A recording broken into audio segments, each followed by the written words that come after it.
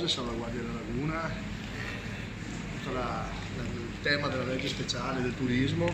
Qui sono i temi che un po' gli ho rappresentato molto velocemente, gli ho dato anche la documentazione che avevo ovviamente preparato, anche per dare continuità amministrativa a quello che stiamo facendo. L'incontro che il sindaco Brugnaro aveva chiesto più volte si è concretizzato lunedì. Il ministro alle infrastrutture e ai trasporti Danilo Toninelli si è recato a Venezia. Sul tavolo i principali temi riguardanti la città. I dossier importanti su Venezia io ce l'ho sulla scrivania insieme a tanti altri dossier.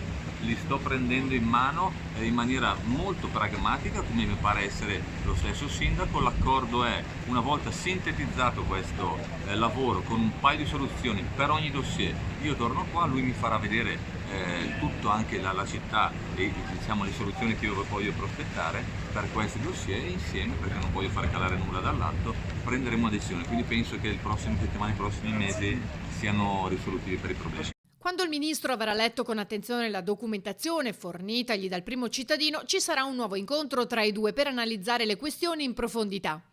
Mi sembra un segnale importante che un ministro della Repubblica, comunque in un momento anche per quanto particolare per il Veneto, però passi in comune a Venezia, mi sembra un segnale che va registrato come un segnale importante e positivo.